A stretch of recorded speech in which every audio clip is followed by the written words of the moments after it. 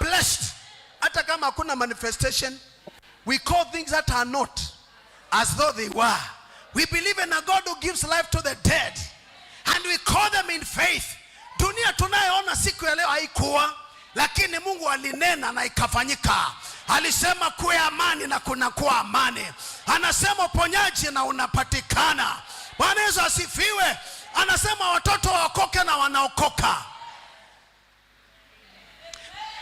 Tuache, and these are discipline that we must discipline ourselves. The Bible says godliness surpasses every kind of training, every kind of practice or exercise. Godliness, it is beyond that. It is spiritual. It achieves more than what you can achieve with your physical exercise. Kama unaweza kuwa na mazoezi kila siku tu, ulikuwa tumbo imejaa, ama ulikuwa na mashida, na kila siku tu unafanya kidogo kidogo tu, hivi tu kidogo kidogo tu kila siku. Now after a month, you begin to see change. You begin to feel better because you are exercising yourself.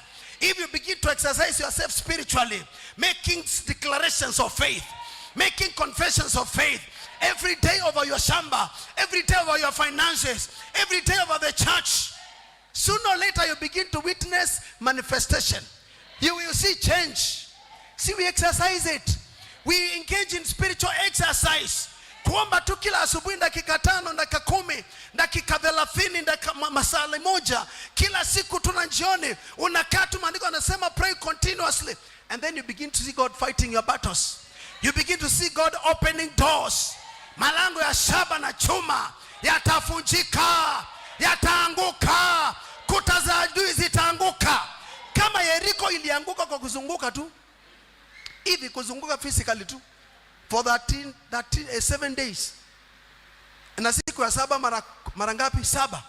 In total 13 times. Na mara ya mwisho tu ndio wali shout, hey! And they shouted. The Bible says the walls of Jericho fell down flat.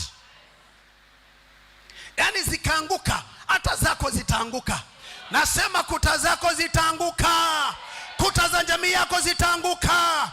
Kila kizuizi na kiambaza tunakiamrisha kukuja chini. Tunakiamrisha kutokomea na kuanguka chini in the mighty name of Jesus.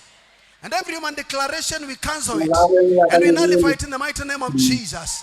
Every human intentions, every wicked, every conspiracy of wickedness against your life, no matter what it is, we bring it to nothing.